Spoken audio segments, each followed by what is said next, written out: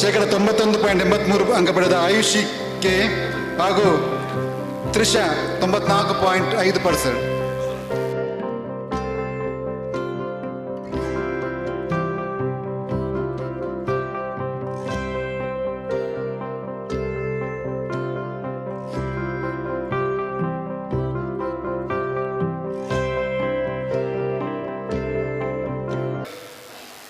ಭಾವನಾತ್ಮಕವಾದಂಥ ದೀರ್ಘಕಾಲ ನೆನಪುಳಿಯುವಂಥ ಒಂದು ಕಾರ್ಯಕ್ರಮ. ಬ್ರಹ್ಮಶ್ರೀ ಬಿಲ್ಲವ ವೇದಿಕೆಯಿಂದ ಈ ಸಭಾಭವನದಲ್ಲಿ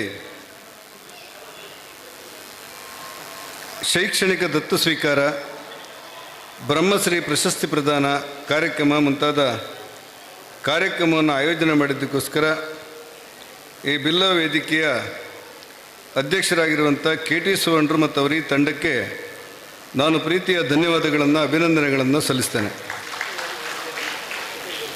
ಈ ಕಾರ್ಯಕ್ರಮದಲ್ಲಿ ಅಧ್ಯಕ್ಷತೆಯನ್ನು ವಹಿಸಿರುವಂಥ ನನ್ನ ಹಿರಿಯರಾಗಿರುವ ಸನ್ಮಾನ್ಯ ಭಾಸ್ಕರ್ ಕೋಟ್ಯಾನ್ರೆ, ಬ್ರಹ್ಮಶ್ರೀ ಪ್ರಶಸ್ತಿ ಅಂತ ಒಂದು ಅತ್ಯುನ್ನತ ಗೌರವದ ಪ್ರಶಸ್ತಿಯನ್ನು ಸ್ವೀಕಾರ ಮಾಡಿರುವಂಥ ಸೂರ್ಯಕಾಂತ್ ಸುವರ್ಣರವರೇ, ಮುಖ್ಯ ಅತಿಥಿಗಳಾಗಿರುವಂಥ ನಮ್ಮ ಸಂಘಟನೆಯ ಜಿಲ್ಲಾಧ್ಯಕ್ಷರಾದಂಥ ಸತೀಶ್ ಕುಂಪಾಲ್ರೆ, ಪ್ರಶಾಂತ್ ಸನೀಲ್ರವರೇ, ಜಗದೀಪ್ ಡಿ ಸುವರ್ಣರೇ, ಭುವನೇಶ್ವರೇ, ಬೇಬಿ ಕುಂದರ್ರವರೇ, ಗಾಯತ್ರಿ ಸುವರ್ಣರವರೇ, ಪ್ರವೀಣ್ ಸುವರ್ಣರವರೇ, ಸದಾನಂದ್ ಪೂಜಾರಿಯವರೇ, ಉದಯ ಪೂಜಾರಿಯವರೇ, ಗೌರವ ಸಲಹೆಗಾರರಾಗಿರುವಂಥ AG ಶೇಖರ್ರೇ, ಶ್ರೀ ಬಾಬುರವರೇ, ದಿನೇಶ್ ಕೆ ಅತ್ತಾವರ, ಡಿ ಗೋಪಾಲ್ ಬಿಲ್ಲವ, ಚಂದ್ರಶೇಖರ್ ಉಚ್ಚಿಲ್ರು, KP ಸುರೇಶ್ರವರು, ಮಾಧವ್ ಪೂಜಾರಿಯವರು, ಚಂದ್ರಾಸ್ ಪಂಡಿತರು ಮತ್ತು ಶ್ರೀಮತಿ ಗಂಗಾರವರು, ಈ ಸಂಸ್ಥೆಯ ಕಾರ್ಯಾಧ್ಯಕ್ಷರಾದಂಥ ಸತೀಶ್ ಕರ್ಕೇರ, ಪ್ರಧಾನ ಕಾರ್ಯದರ್ಶಿಯಾಗ ಆನಂದ್ ಅಸೈಗೋಳಿಯವರು ಮತ್ತು ವೇದಿಕೆಯಲ್ಲಿರುವಂಥ ಎಲ್ಲ ಗೌರವಾನ್ವಿತ ಗಣ್ಯರಿಗೆ ನಾನು ನಮಸ್ಕಾರಗಳನ್ನು ತಿಳಿಸಿ ಈ ಚಂದದ ಕಾರ್ಯಕ್ರಮಕ್ಕೆ ಶುಭಶಂಸನೆ ಮಾಡುವಾಗ ಭಾಳ ಅರ್ಥಪೂರ್ಣವಾಗಿ ಶೈಕ್ಷಣಿಕ ದತ್ತು ಸ್ವೀಕಾರ ಕಾರ್ಯಕ್ರಮವನ್ನು ನೀವು ಮಾಡಿದ್ದೀರಿ. ಒಂದು ಕಾಲದಲ್ಲಿ ಶಿಕ್ಷಣದಿಂದ ವಂಚಿತ ಆಗಿರುವಂಥ ಸಮಾಜ ನಮ್ಮದು. ನಾನು 16 ವರ್ಷಗಳ ಕಾಲ ಕರ್ನಾಟಕದ ವಿಧಾನಸೌಧದಲ್ಲಿ ಒಂದಲ್ಲ ಒಂದು ಹುದ್ದೆಯ ಜವಾಬ್ದಾರಿಯಲ್ಲಿದ್ದೆ. ಮೊದಲು ಈಡಿಗ ಸಮಾಜ, ಬಿಲ್ಲವ ಸಮಾಜ, ನಾಮದಾರಿ ಸಮಾಜದ ಒಬ್ಬ ಅಧಿಕಾರಿ ನನ್ನ ಕಣ್ಣಿಗೆ ಕಾಣಲಿಕ್ಕೆ ಸಿಗ್ತಾ ಇರಲಿಲ್ಲ. ಆದರೆ ಇತ್ತೀಚಿನ 3-4 ವರ್ಷಗಳಲ್ಲಿ ಯಾರೋ ಒಬ್ಬ ಹೆಣ್ಮಗಳು ಬಂದು ಹೇಳ್ತಾಳೆ, ಸರ್ ನಾನು SP ಅಂತೇಳಿ ಹೇಳ್ತಾಳೆ. ಹೌದಮ್ಮ, ಎಲ್ಲಿ ನಿಮ್ಮ ಊರು ಕೇಳಿದರೆ, ನನ್ನ ಊರು ಇಂಥ ಕಡೆ ಇದೆ, ನಾನು ಬಿಲ್ಲವ ಸಮಾಜದಿಂದ ಬಂದವಳು ಅಂತೇಳೆ. ಒಂದು ರೀತಿ ಖುಷಿ ನಮಗೆ, ಹೌದಾ ಅಂತೇಳಿ ನಾನು ಕೇಳ್ತೇನೆ. ಯಾರೋ ಒಬ್ಬ ಯುವಕ ಬಂದು ಹೇಳ್ತಾನೆ, ನನಗೆ IAS ಆಗಿದೆ, ನಾನು ಈಡಿಗ ಸಮಾಜದಿಂದ ಬಂದವರು ಅಂತಾನೆ. ಮತ್ತೊಬ್ಬ ನನಗೆ KS ಆಗಿದೆ ಅಂತ ಹೇಳ್ತಾನೆ. ಮತ್ತೊಬ್ಬ ನಾನು ಇಂಥ ಹುದ್ದೆಯಲ್ಲಿ ಕಾರ್ಯದರ್ಶಿ ಆಗಿದ್ದೇನೆ ಅಂದರೆ ವಿಧಾನಸೌಧದಲ್ಲೂ ಕೂಡ ಒಂದಷ್ಟು ಶಕ್ತಿ ಬರುವಂಥ ಕೆಲಸಗಳ ಮಾನ್ಯತೆಯನ್ನು ಪಡೀಲಿಕ್ಕೆ ಇವತ್ತು ನಮ್ಮ ಸಮಾಜಕ್ಕೆ ಕಾರಣ ಆಗಿದೆ. ಆ ಎಲ್ಲ ಹಿನ್ನೆಲೆಯಲ್ಲಿ ಯೋಚನೆಯನ್ನು ಇಟ್ಟುಕೊಂಡು ನಮ್ಮ ಮುಂದಿನ ತಲೆಮಾರು ಎಂಥ ಶಿಕ್ಷಣವನ್ನು ಪಡಿಬೇಕು ಅನ್ನೋದ್ರ ಬಗ್ಗೆ ಒಂದಷ್ಟು ಶಕ್ತಿ ಕೊಡಬೇಕಾದಂಥ ಅವಶ್ಯಕತೆಗಳಿದೆ. ಈ ದಕ್ಕಲಿಗ ಸಮಾಜ ಅಂತೇಳಿ ಚಿತ್ರದುರ್ಗದಲ್ಲಿ ಒಂದು ಸಮಾಜ ಇದೆ, ದಕ್ಕಲಿಗ ಸಮಾಜ ಅಂತೇಳಿ. ನಾನು ಮಂತ್ರಿ ಆಗಿದ್ದಾಗ ಒಂದು ಮೆರವಣಿಗೆ ಮಾಡ್ತಾಯಿದ್ರು. ನೀವು ಯಾಕೆ ಮೆರವಣಿಗೆ ಮಾಡ್ತೀರಿ ಕೇಳಿದೆ ನಾನು. ಏನಿಲ್ಲ, ನಮ್ಮ ಸಮಾಜದಲ್ಲಿ ಒಬ್ಬ ಹುಡುಗ ಡಿಗ್ರಿ ಮಾಡಿದ್ದಾನೆ, ಅದಕ್ಕೋಸ್ಕರ ಅವನನ್ನು ಕುಳಿಸ್ಕೊಂಡು ನಾವು ಮೆರವಣಿಗೆ ಮಾಡ್ತಾ ಇದ್ದೇವೆ ಅಂತೇಳಿ. ಸಣ್ಣ ಸಣ್ಣ ಸಮಾಜಗಳಿಗೆ ಶಕ್ತಿ ಕೊಡಬೇಕಾದಂಥ ಕೆಲಸಗಳಿದೆ. ಬಿಲ್ಲವ ಸಮಾಜ, ಈಡಿಗ ಸಮಾಜ, ನಾಮದಾರಿ ಸಮಾಜಗಳು ಸಂಘಟನಾತ್ಮಕವಾಗಿ ಶಕ್ತಿ ಪಡಿತಾ ಈ ಮಟ್ಟಕ್ಕೆ ಬಂದುಬಿಟ್ಟಿದೆ. ಒಂದು ಸಾರಿ ನನ್ನೂರಿನ ಜ್ಞಾನಪೀಠ ಪ್ರಶಸ್ತಿ ಪಡೆದಂಥ ಶಿವರಾಮ ಕಾರಂತರು ಯಾವುದೋ ಒಂದು ಸಮಾಜದ ಕಾರ್ಯಕ್ರಮಕ್ಕೆ ಹೋಗಿದ್ದರು. ಅವರಲ್ಲಿ ಮಾತಾಡ್ತಾ ಏನು ಹೇಳಿದರು ಅಂದರೆ, ಒಂದು ಸರಿ ನೀವೆಲ್ಲ ಕೇಳಬೇಕು, ಏನು ಹೇಳಿದರು ಅಂದರೆ, ನಾನು ಹೇಳೋದು ಕೇಳುತ್ತಾನೆ, ನಾನು ಹೇಳೋದು ಸರಿ ಕೇಳುತ್ತಾನೆ.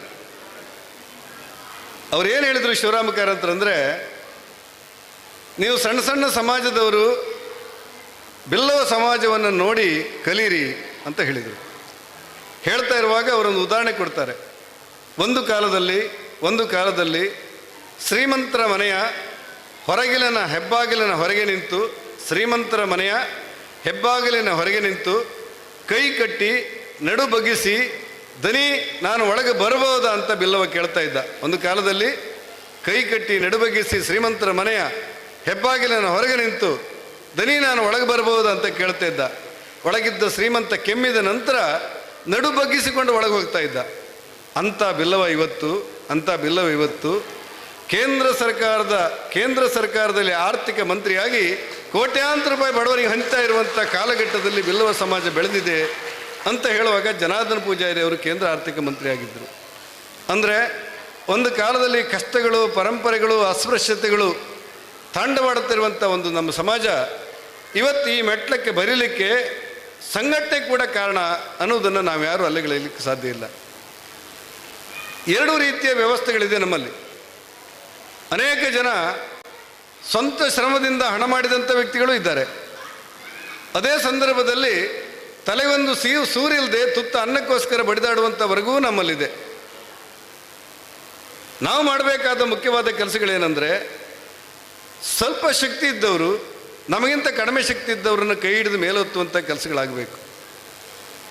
ಹಾಗಾಗಬೇಕಾದ್ರೆ ತಲೆಗೊಂದು ಸೂರು ಬೇಕು, ಬದುಕಲಿಕ್ಕೆ ಶಿಕ್ಷಣ ಬೇಕು, ಕನಿಷ್ಠ ಆರೋಗ್ಯ ಬೇಕು.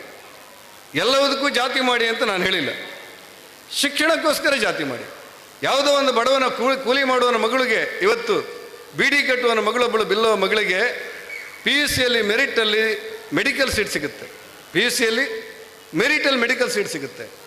ಆಕೆಗೆ ಶಿಕ್ಷಣ ಹೇಗೆ ಪಡಿಬೇಕಂತ ಗೊತ್ತಿಲ್ಲ, ಯಾವ ಮೆಡಿಕಲ್ ಕಾಲೇಜ್ ಇದೆ ಅಂತ ಗೊತ್ತಿಲ್ಲ, ಯಾವ ಬ್ಯಾಂಕಿನವರು ಸಾಲ ಕೊಡ್ತಾರೆ ಅಂತ ಗೊತ್ತಿಲ್ಲ. ಇಂಥ ಸಂಘಟನೆಗಳ ಮೂಲಕ ಆ ಮಗುವನ್ನು ಒಂದು ದತ್ತು ತಗೊಂಡು ನಮ್ಮ ಕೈಯಲ್ಲಿ ಒಂದು 2-3 ಜನ ಸೇರಿ ನಾವು ಮಾಡಿರೋದು ಬಲಗೈಯಲ್ಲಿ ಕೊಟ್ಟಿರೋದು ಎಡಗೈಗೂ ಗೊತ್ತಿಲ್ಲದೆ ಇರುವಷ್ಟು ಗುಟ್ಟಾಗಿಟ್ಟುಕೊಂಡು ಇನ್ನು 5 ವರ್ಷದಲ್ಲಿ ಆ ಹುಡುಗಿ ಕೂಲಿ ಮಾಡುವನ ಬೀಡಿ ಕಟ್ಟುವನ ಕಡು ಬಡವನ ಮಗಳೊಬ್ಬಳು ಮೆಡಿಕಲ್ ಸೀಟನ್ನು ಮೆರಿಟಲ್ಲಿ ಪಡೆದು MBBS ಡಾಕ್ಟ್ರಾಗಿ ವೇದಿಕೆಗೆ ಬಂದು ಒಂದು ಹೂಗುಚ್ಛ ತಗೊಂಡ್ರೆ ಅದಕ್ಕಿಂತ ಸಾರ್ಥಕದ ಕೆಲಸ ಬೇರೆ ಇಲ್ಲ ಅಂತ ನಾನು ಅಂದ್ಕೊಂಡು, ಇರುವನೊಬ್ಬ ಕಡು ಬಡವನಿಗೊಂದು ಮನೆ ಮಾಡಿಕೊಟ್ಟು ಆ ಮನೆಗೆ ಬ್ರಹ್ಮಶ್ರೀ ನಾರಾಯಣ ಗುರುಗಳಂತ ಹೆಸರಿಟ್ಟರೆ ಅದಕ್ಕಿಂತ ಸಾರ್ಥಕತೆ ಕೆಲಸ ಇಲ್ಲ ಅಂತ ನನಗನ್ಸಿಬಿಡೋದು.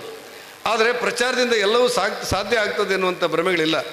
ಹೃದಯಕ್ಕೆ ಸಂಬಂಧಪಟ್ಟಂಥ ಕೆಲಸಗಳನ್ನು ಮಾಡಲಿಕ್ಕೆ ಇದೊಂದು ಮುಕ್ತ ಅವಕಾಶಗಳು ಇದೆ ಅಂತ ನಾನು ಅಂದುಕೊಂಡು, ಈ ಶೈಕ್ಷಣಿಕ ವರ್ಷದಲ್ಲಿ ಯಾರ್ಯಾರನ್ನು ದತ್ತು ಸ್ವೀಕಾರ ಮಾಡಿದ್ದೀರೋ ಅವರೆಲ್ಲರಿಗೂ ಕೂಡ ನಾನು ಪ್ರೀತಿಯ ಅಭಿನಂದನೆಗಳನ್ನು ಸಲ್ಲಿಸಿ, ಬ್ರಹ್ಮಶ್ರೀ ಪ್ರಶಸ್ತಿ ಪ್ರದಾನ ಕಾರ್ಯಕ್ರಮ ಇವತ್ತು ನಡೆಯುತ್ತೆ.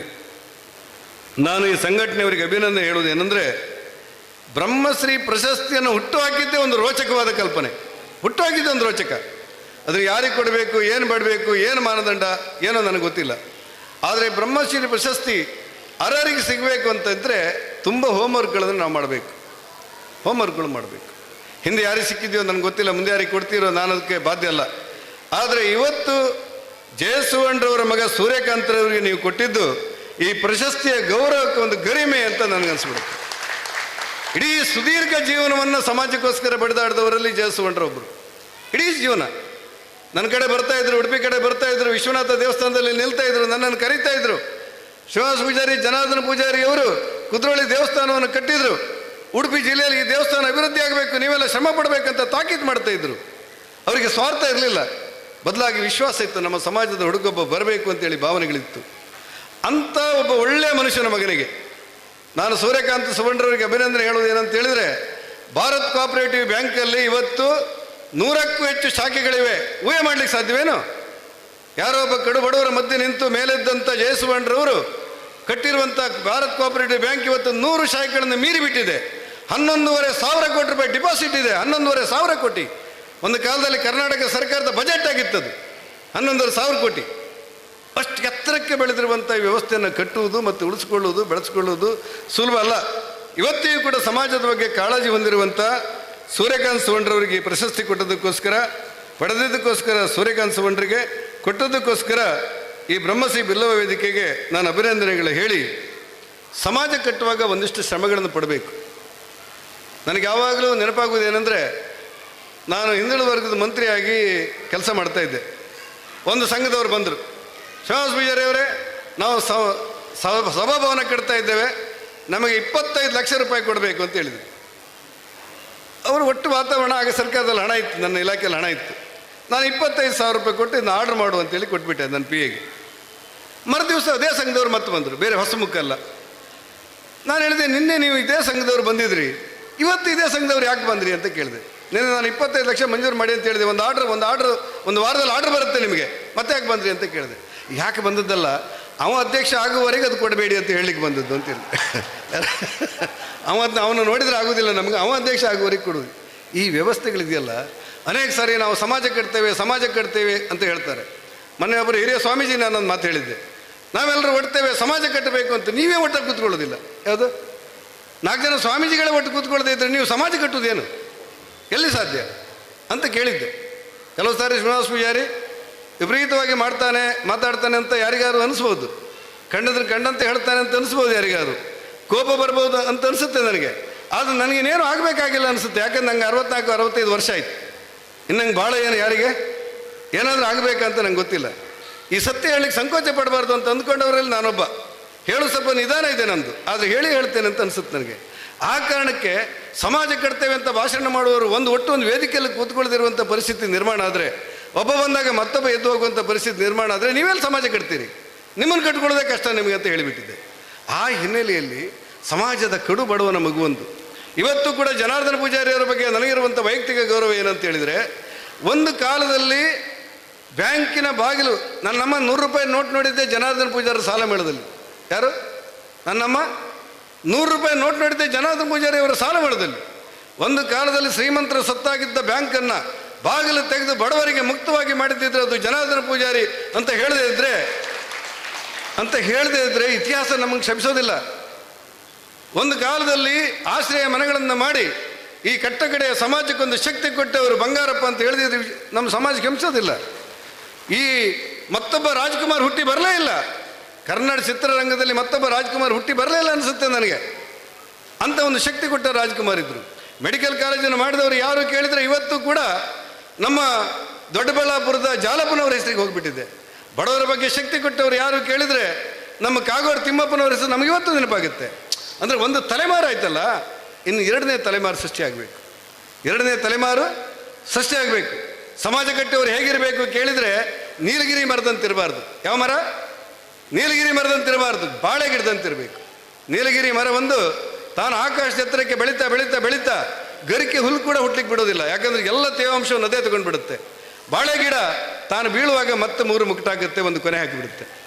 ಇದು ಬಾಳೆ ಗಿಡಗಳಾಗಬೇಕು. ಸಮಾಜ ಕಟ್ಟುವವರು ಬಾಳೆ ಗಿಡ ಬೇಕಾದಂಥ ಅವಶ್ಯಕತೆಗಳಿದೆ ಅಂತ ನಾನು ಅಂದ್ಕೊಂಡವರು.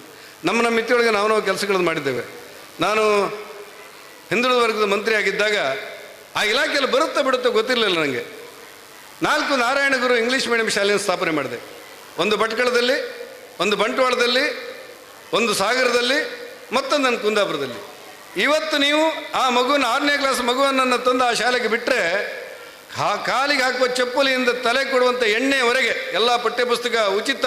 ಇಂಗ್ಲೀಷ್ ಮೀಡಿಯಂ ಶಾಲೆ, ಹೆಸರು ನಾರಾಯಣಗುರು ಶಾಲೆ ಅಂತೇಳಿ ಇಂಗ್ಲೀಷ್ ಮೀಡಿಯಂ ಶಾಲೆ. ನಾನು ಸ್ವಲ್ಪ ದಿವಸ ಮುಂದೋದ್ರೆ ಈ ರಾಜ್ಯದ 31 ಜಿಲ್ಲೆಗಳಲ್ಲಿ ಮಾಡ್ತಾಯಿದ್ದೆ. 3 ಸೇನಾಪೂರ್ವ ತರಬೇತಿ ಸಂಸ್ಥೆಗಳನ್ನು ಮಾಡಿದೆ. ನೀವೆಲ್ಲಾದರೂ ಬ್ರಹ್ಮಾವರಕ್ಕೆ ಬಂದು ಬಾರ್ಕೂರಿಗೆ ಬಂದರೆ ಕೋಟಿ ಚೆನ್ನಯ್ಯ ಸೇನಾಪೂರ್ವ ತರಬೇತಿ ಸಂಸ್ಥೆ ಅಂತಿದೆ. ಒಂದು ಅಗ್ನಿಪಥಕ್ಕೆ ಸೇರಲಿಕ್ಕೆ ಇವತ್ತು ಬಡಿದಾಡ್ತಾರೆ ಜನ, ಹುಡುಗರು. ಇಲ್ಲ, ನಮಗೆ ಟ್ರೈನಿಂಗ್ ಇಲ್ಲ, ನಮ್ಮ ಶಕ್ತಿ ಇಲ್ಲ ಅಂತೇಳಿ. ನಾನು ಮಾಡಿರುವಂಥ ಶಾಲೆಯಲ್ಲಿ 100 ಜನರ ಪೈಕಿ 40 ಜನ ಮಕ್ಕಳು ಪರೀಕ್ಷೆ ಕಟ್ಟಿದ್ದಾರೆ. ಇತಿಹಾಸದಲ್ಲಿ ಆಶ್ಚರ್ಯ ಪಡಬೇಕು, 36 ಜನ ಕೋಟಿ ಚೆನ್ನಯ್ಯ ಸೇನಾ ಪರ್ವತ ಸಂಸ್ಥೆ ಮೂಲಕ ಅಗ್ನಿಪಥ ಪಾಸಾಗಿ ಹೋಗಿದ್ದಾರೆ. ಪ್ರಚಾರಕ್ಕೋಸ್ಕರ ಹೇಳಿಲ್ಲ ನಾನು. ಮಾಡುವಾಗ ಕೆಲವು ಸಂದರ್ಭಗಳು ಬರುತ್ತೆ, ಅವಕಾಶಗಳು ಬರುತ್ತೆ, ಅಧಿಕಾರಿಗಳು ಬಂದಾಗ ಅನುಷ್ಠಾನ ಮಾಡುವಂಥ ಗುರುತರವಾದಂಥ ಜವಾಬ್ದಾರಿಗಳಿರಬೇಕಾದ ಹೊಣೆಗಾರಿಕೆ ಮಧ್ಯೆ ನಾವು ಇವತ್ತಿದ್ದೇವೆ. ಆ ಹಿನ್ನೆಲೆಯಲ್ಲಿ ಸಮಾಜ ಹೇಗಿರಬೇಕು ಕೇಳಿದರೆ, ನಾನು ಬೆಳೀತಾ ಇಡೀ ಸಮಾಜವನ್ನು ಬೆಳೆಸಬೇಕಾದಂಥ ಅವಶ್ಯಕತೆಗಳಿದೆ ಅಂತ ನನಗನ್ನಿಸುತ್ತೆ. ಆ ಎಲ್ಲ ಹಿನ್ನೆಲೆಯಲ್ಲಿ ನಾನು ಅತ್ಯಂತ ಪ್ರೀತಿಯಿಂದ ಈ ಕಾರ್ಯಕ್ರಮವನ್ನು ಎಲ್ಲ ಹಿರಿಯರ ಜೊತೆ ಉದ್ಘಾಟನೆ ಮಾಡಿದ್ದೇನೆ. ಮತ್ತು ಬ್ರಹ್ಮಶ್ರೀ ಪ್ರಶಸ್ತಿ ಪ್ರದಾನ ಸಮಾರಂಭದಲ್ಲಿ ಸೂರ್ಯಕಾಂತ ಸುವರ್ಣರವರಿಗೆ ಕೊಟ್ಟಂಥ ಈ ಪ್ರಶಸ್ತಿ ಸಾರ್ಥಕತೆಯನ್ನು ಕಂಡಿದೆ ಅಂತ ನನಗನ್ನಿಸುತ್ತೆ. ಇವತ್ತು ಯಾವ ಶೈಕ್ಷಣಿಕ ದತ್ತು ಸ್ವೀಕಾರ ಮಾಡಿದ್ದಾರೋ ಆ ಮಕ್ಕಳು ಮುಂದಿನ ದಿನಗಳಲ್ಲಿ ಡಾಕ್ಟರ್ ಆಗುವವರೆಗೆ, ಇಂಜಿನಿಯರ್ ಆಗುವವರೆಗೆ, MBA ಆಗುವವರೆಗೆ, ವಕೀಲರಾಗುವವರೆಗೆ, ಮೇಷ್ಟ್ರಾಗುವವರೆಗೆ ಪರಿಶ್ರಮವನ್ನು ಪಡಬೇಕು ಮತ್ತು ಅವರ ಜೊತೆಯಲ್ಲಿ ನಾವಿದ್ದೆ ಅಂತೇಳಿ ಈ ಸಂಘ ಹೇಳಬೇಕು ಅನ್ನೋದು ನನ್ನ ಆಸೆ. ಈ ಕಾರ್ಯಕ್ರಮಕ್ಕೆ ಮತ್ತೆ ಶುಭ ಹಾರೈಸಿ, ವೇದಿಕೆಯಲ್ಲಿ ಯಾರೋ ಒಬ್ಬಿಬ್ಬರ ಹೆಸರನ್ನು ಬಿಟ್ಟಿದ್ದೆ, ಆ ಎಲ್ಲ ಗಣ್ಯರಿಗೆ ವಿಶೇಷವಾದಂಥ ನಮನಗಳನ್ನು ಸಲ್ಲಿಸಿ ಈ ಕಾರ್ಯಕ್ರಮಕ್ಕೆ ಶುಭ ಹಾರೈಸ್ತೇನೆ.